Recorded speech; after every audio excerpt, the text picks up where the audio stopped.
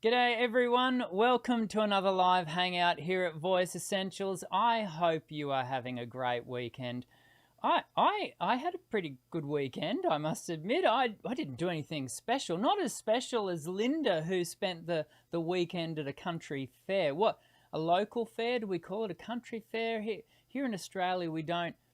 Maybe in regional centres we don't. We have country fairs. Do we classify Hobart as a regional centre? I'm having a little bit of fun at the expense of my Tasmanian brothers and sisters. Regardless, I do hope you've had a great weekend, and I'm looking forward to spending the next 45 and 50 minutes with you as we do a Q&A today. Last week we had a special guest, Dr. Matthew Edwards joined us, and if you missed it, you got to go back and watch it, because we covered such a broad, could we say it was a broad but a very deep dive, and the way he was able to talk to the topic, which I'll leave a mystery so you can go and check it out yourself if you haven't seen it. He was so on point, and it was so good to have Matthew back on. So we've got a Q&A today. We've got a Q&A next week. Q&As for those of you who have never joined us before, and already I can see my friends Mackenzie and Linda and Kelly in the chat.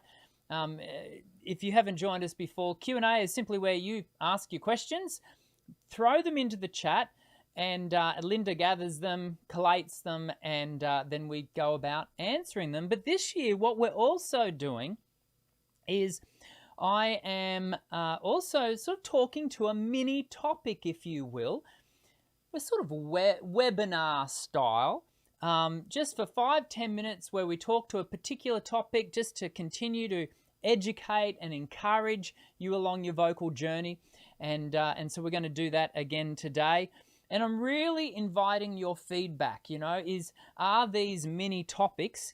And today we're going to be talking about a professional attitude.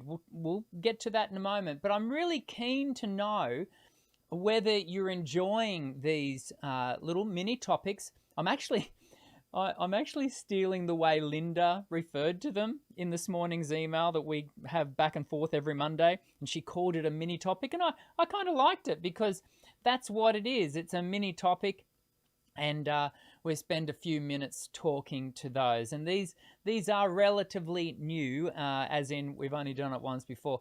I used to, way back in the day, like years ago, pre-COVID I'd say, used to do them all the time, and we just sort of, we'd stopped doing them. I don't know why I stopped doing them, I just did.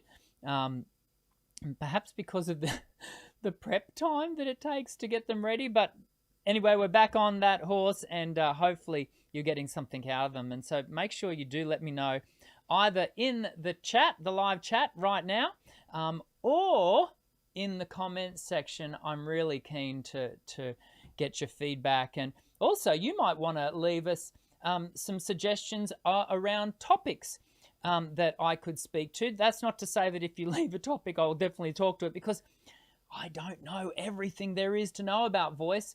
So I do try to stay in my lane and talk to that which I do know and do understand. And one of those areas that I do know and do understand is this topic. And let me just bring it up here. Oh, where do we go to do that? We go to here. It takes a little bit more technical pressing of buttons. So one area that I do want to talk to is a professional attitude. We often differentiate between amateur singers and professional singers. Sometimes it's used almost as a, hierarchy. If you're a professional singer, you're somehow deemed to be a better singer. I actually don't subscribe to that view, though that might be the case at times. But I know many, many, many so-called amateur singers who are excellent singers, and I I know my fair share of professional singers who, you know, they're still on their journey of development, just like the rest of us. So it's not look, if to be a professional singer, all you have to do is actually just get paid. That's the only prerequisite to being a professional singer. I think sometimes people do think that to be a professional singer, then they need to have achieved a certain standard. That's not the case. Actually, the only standard you need is for someone to be willing to pay you some coin to sing, and that makes you a professional singer.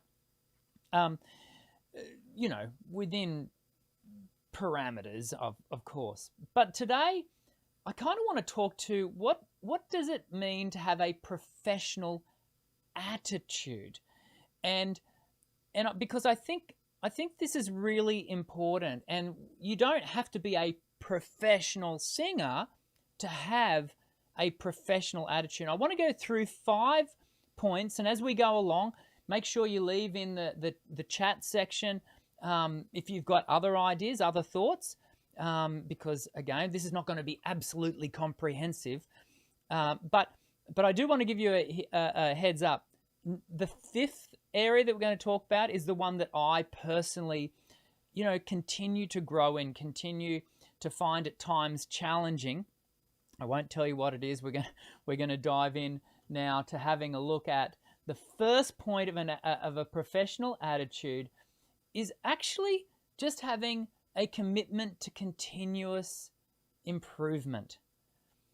You know, there has to be this attitude towards learning, and this really comes back to something we've been talking about quite a bit over the last few weeks together, and that is a growth mindset, a sense in which we've never actually arrived. You never do actually arrive. Lifelong learning is just that, lifelong. And the voice, by virtue of the fact that it is constantly growing through your life and maturing through different phases, then you are constantly having to work with a voice that is constantly shifting. And so having this constant strive to improve your technique and your performance skills is a part of a professional attitude. So that can be seen through, you know, seeking out voice lessons. It can be enrolling in an online course like Voice Essentials, my online courses, Voice Essentials, going to workshops, being open to the opportunity to place yourself, I guess, at the under the direction of mentors and people that are a bit further down the path perhaps than you are. Number 2, this is a great quote from Ralph Marston, and that is, excellence is not a skill, it is an attitude. And so it's as we develop this professional attitude, we have to do that with excellence. And the second thing is, the D word, discipline and consistency. For many of us, we hear that word discipline and we cringe, we run away, we hide. Discipline is something that we do need to constantly, consistently engage with. And this comes back to a consistent practice schedule in part. I think we all hope that a single practice session will take us leaps and bounds, but actually it's regular, consistent practice over time, doing 30 minutes every second day when we start out and increasing that slightly. But it's the long haul. It's the consistent, disciplined activity. And this has to be done. And this is where the discipline word really bites. This has to be done when you don't feel like it. And I think that's actually potentially where the word discipline really, really bites, is you got to kind of do this when you don't feel it. That's not to say when you're sick. We know that we don't, sing when we're sick for the reasons that we've talked at length about here on the channel. And but it is to say that we are regular, we're consistent, we show up time and time again, all while others are not able to watch us doing that. It does come back to proper vocal care. And a professional attitude really recognizes that we are vocal athletes. I say to my private students often, we have to really think of ourselves as vocal athletes, Olympic vocal athletes.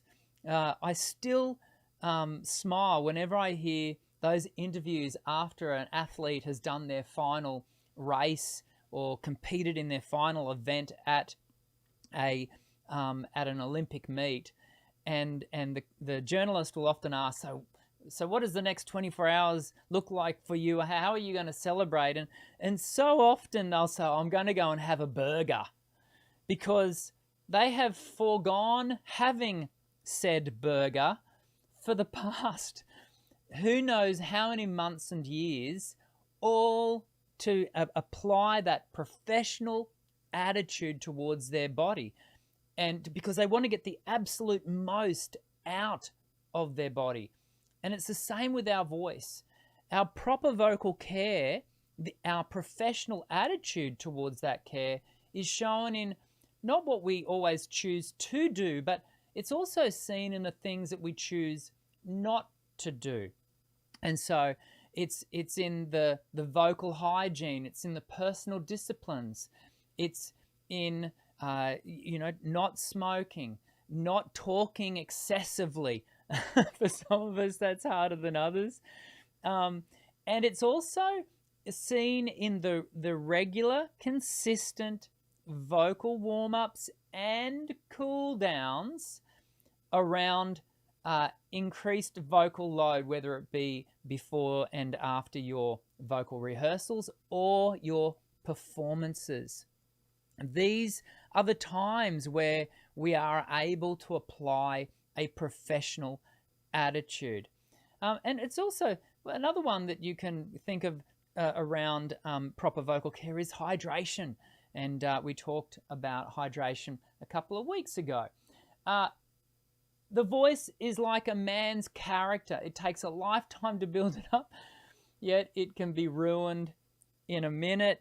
And it is true. It actually can be ruined in a minute. That's probably a little bit verbose in its expression, but you get the point, right? You have to apply this discipline over time. You have to have this professional attitude for the long haul, and you don't want to let that guard down for a moment, because things can go awry if you mistreat your voice intentionally, or it can happen unintentionally. Things can happen that you don't want to have happen. Here's an interesting one. We are going to get to the one that I struggle with next, but before we do, let's just talk to a sense of emotional connection. It's almost like an emotional intelligence that comes along with our professional attitude. And that is, it's recognizing that singing is not simply about singing notes, singing words. It is about creating a sense of connection between yourself and the music that you are singing. Perhaps it's the intent of the composer and your ability to convey that, or perhaps it's that which you are interpreting via your sense of having really explored the subtext, what is being said in the lyric, the narrative of the song, and then having that emotional intelligence to build that emotional connection. And that this might seem like a strange one to connect to professional attitude, but it's so important. We get this by virtue of we taking the time, and here's where the work comes in, to actually study the lyric. And in contemporary vocals, for the most part, we are generally singing in our native tongue. It's not like our classical brothers and sisters who need to learn multiple languages. We don't have that task, but the task that we do have is to really interrogate and study the lyric. What am I singing here? And it can be surprising. This is rare, but it does happen that when you, despite the fact that you might really like singing the melody of what you're singing, but it may well be that when you interrogate the lyric, actually you can't align yourself with that lyric. And a professional attitude has the emotional intelligence to recognize the disconnect emotionally that you have. And it may well mean that that song then is not something that you can sing, despite the fact that it might be a great melody to sing and it feels fantastic.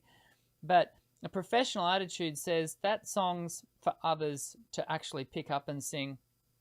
It may not be for me. I do, just before I go into the one that I struggle with myself,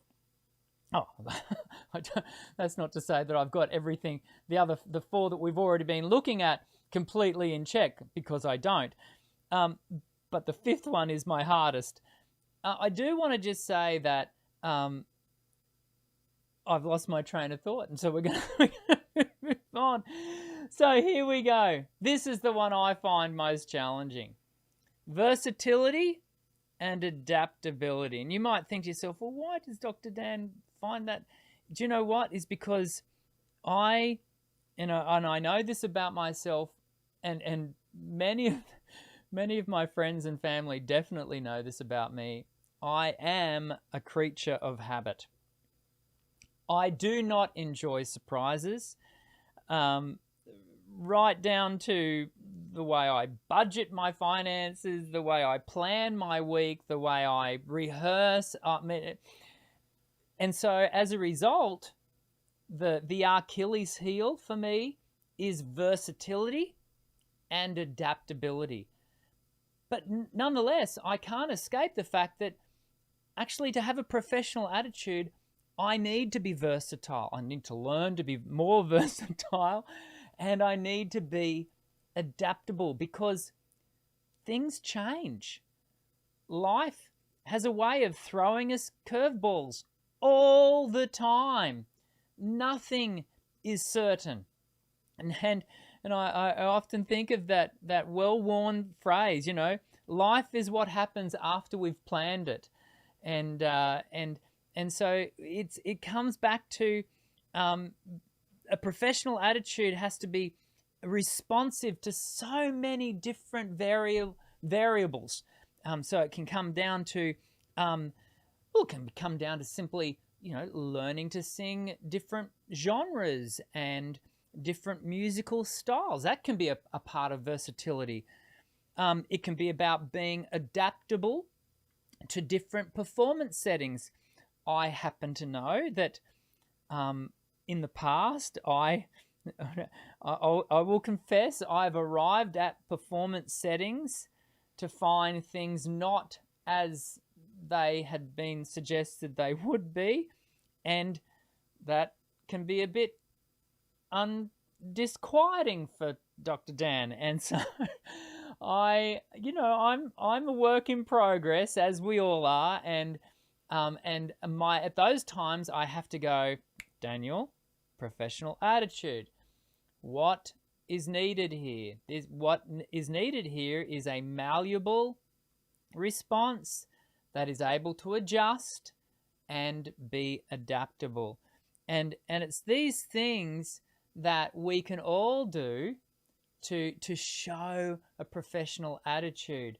Because if you change the way you look at things, the things you look at change. And Wayne Dyer was some call him the father of the motivational movement. But anyway, he died, I think, back in 2015.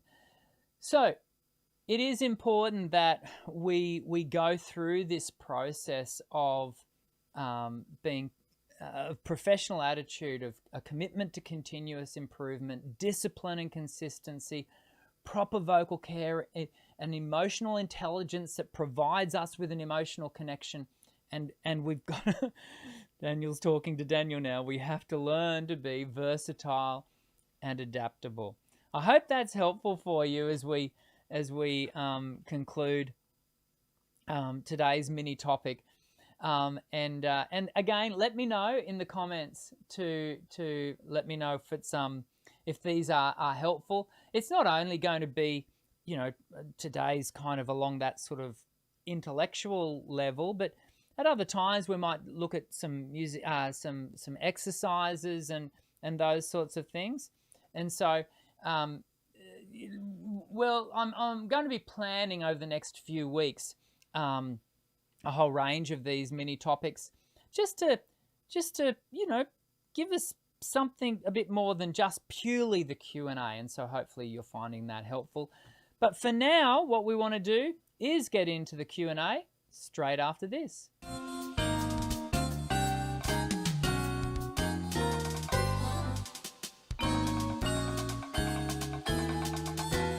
Okie dokie. Let's see if I can bring up here.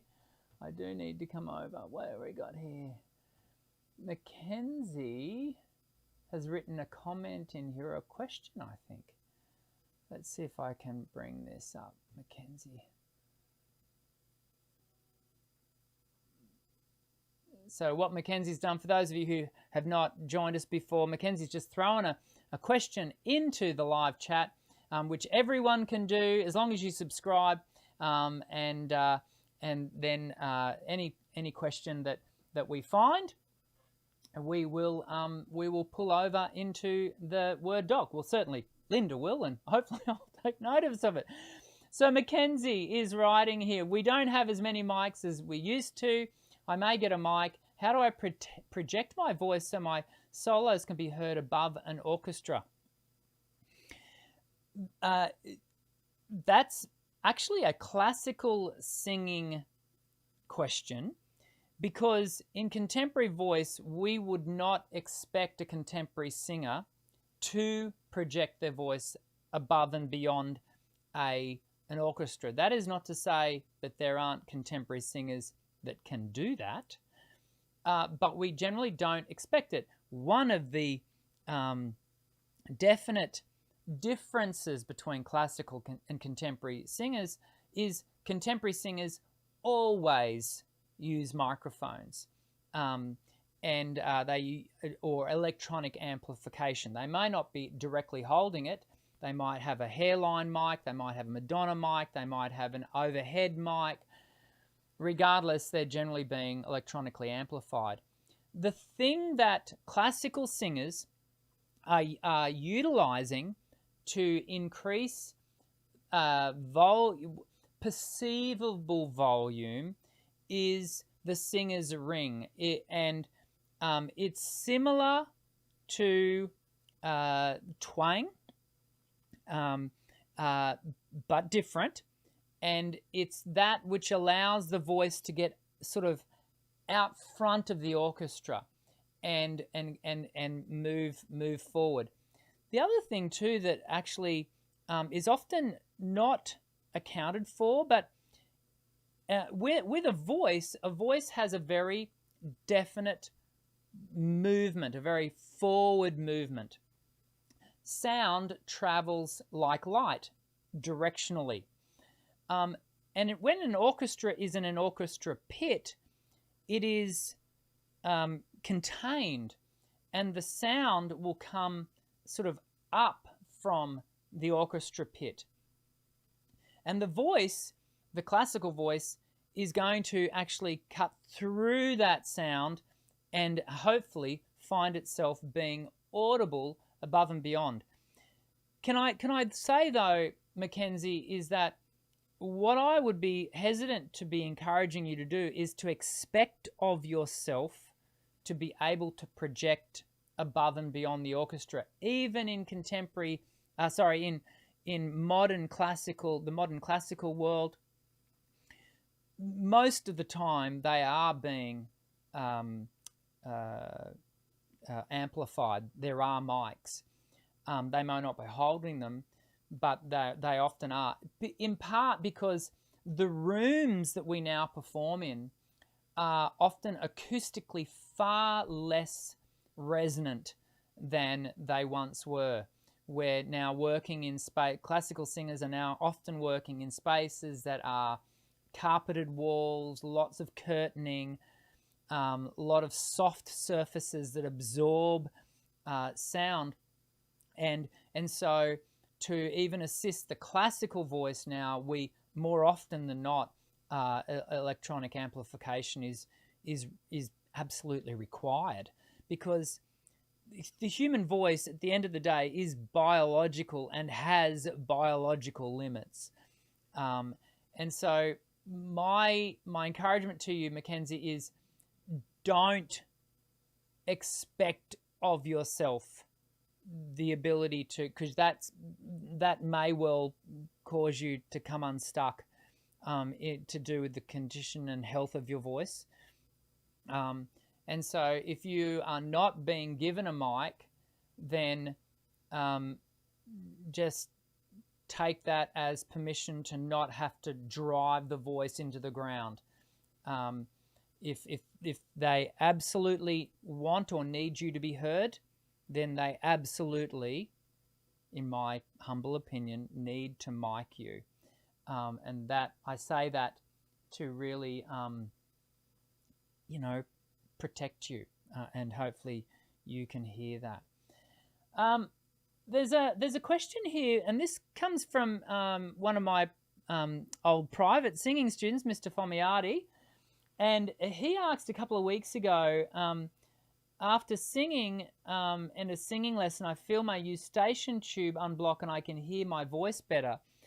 So the eustachian tube is a little tube that runs from up sort of just above the soft palate for most people, up into your middle ear.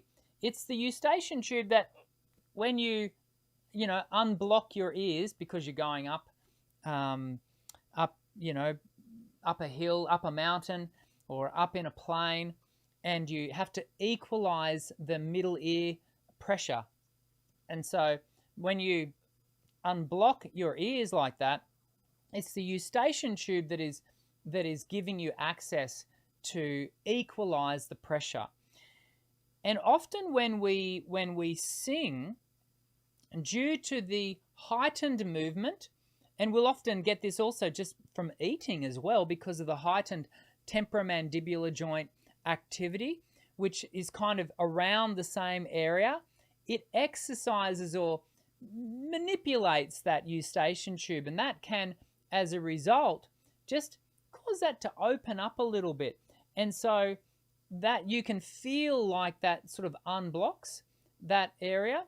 And interestingly, that eustachian tube is sheathed, as in surrounded in a very light sort of cartilage, very thin cartilage. And for some women during their menstrual cycle, that can actually splay open during menses. And for a few days, women can report that they're hearing more of themselves inside their own head. And that's actually some sonic bleed, some acoustic bleed up through the eustachian tube into the middle ear. And so that's just a side point. Stephanie, from a few weeks also, has said that she's a classical vocalist with a degree and an L.Mus. Wow, there's a bit of work in that, Stephanie. And wondering how to train the voice to sing in modern styles. It's interesting, Stephanie, because this is a question that many people have. And in fact, I'm reading a book at the moment by a respected author. And I was sharing last year, I was reading a different book where the statement, once again, these books will remain nameless, that the statement was made that to sing anything you have to have classical technique. And I was shocked that we still have people in today's age with the level of research and understanding that we now have in regards to the development of different disciplines, singing-wise. We still have people who are suggesting that that is the case. And again, this book I'm reading right now, it's a different book, different author, saying the same thing. And it's really unfortunate that this mistruth, this misinformation, that once upon a time was understandable because we didn't have the level of research, the level of information that we now have. At one point, we could have excused that bias, that level of prejudice. But now, we know too much. We can no longer hold on to that bias that says, if you want to sing anything, pick a genre, then you have to have classical singing lessons or classical technique. No, that is not the case. If you want to develop contemporary genres, think rock, pop, country, jazz, indie folk, these all need contemporary vocal setup. They're very contemporary and classical technical setups are different. We're not going to go in, maybe we can do a mini topic on it, but I do have videos on this subject. They are different on so many levels, so many points about our development of technique. So the challenge facing Stephanie, who is asking the question, is, well, how do I go about, learning modern styles? Well, it is in part going to come back to you needing to address your technical setup. Can any voice learn to do either? Absolutely. Absolutely. But you are going to need to pivot your focus to develop the muscle memory that is focused in on the modern technical setup that you have decided you want to. Will you be able to shift back to classical? Yeah, you absolutely will, but you won't do it on a dime. For most singers, this takes months, if not years, to make that shift. And so if this is what you want to do, then dedicate the time. Recognize that it's not going to happen overnight. But please understand, and I've worked with countless singers over the years who have gone about wanting to just start singing modern repertoire, contemporary repertoire, rock, pop, but do that on an established classical technique. That can lead to, and I have seen it many times, lead to some really damaging vocal outcomes, because it's the technical setup of the voice. This is not a repertoire issue. This is not just about you learning the repertoire style. This is how your voice behaves at a muscular and mechanical level, and then how that interplays on the acoustical development. So, for example, we said earlier in the show about the difference between the classical ring and the contemporary twang. They are different, and the research has shown they are different. And so you want to make sure that you are setting all of the above up differently to then sing the repertoire. And so often when we talk about the difference between classical and contemporary, it's all too easy to fall into that thought of, oh, we're just talking about songs, I'm just not singing an Italian aria, now I'm singing a U2, rock pop song. No, it's not the rep, it's the technique. And so just be attentive to that. Well, we're going to call it a day there because I think we've covered some good ground today. Can you please let me know in the comments section, in the chat, are you enjoying the mini topics? Today we talked about professional attitude. I don't know yet what we're going to talk about next week, but we will. And so make sure if you're not already, subscribe, hit the white bell icon. While you're there, hit the thumbs up button to let me know you're enjoying the show. And when you hit the white bell icon, you'll be reminded that we are going live, which we do every Monday, 1 p.m. Australian Eastern Standard Time. Like I said, we're starting to do these mini topics, but we're continuing to have our special guests join us. Last week we had Dr. Matthew Edwards. In about 3 weeks, I want to say, we're having Melissa Cross, Zen of Scream, one of the world's leading experts on distorted voice vocals. I hope you can join us. Melissa is still, so I've interviewed on the show. We've had the most amazing people on the show as special guests over the years, because we've been doing these live shows for a little while now. Melissa's live show, the last time she was on with us was about 4 years ago. It is the most watched live show that I have on my channel. And that just speaks to how good Melissa is and how sought after her expertise is. So I hope you don't miss that show, which will be after Easter, and it'll also be after next week's Q&A live show, when I hope you join us then. But until then, I hope you all have a great week, and I'm very much looking forward to seeing you again next week. I'm Dr. Dan. Sing well.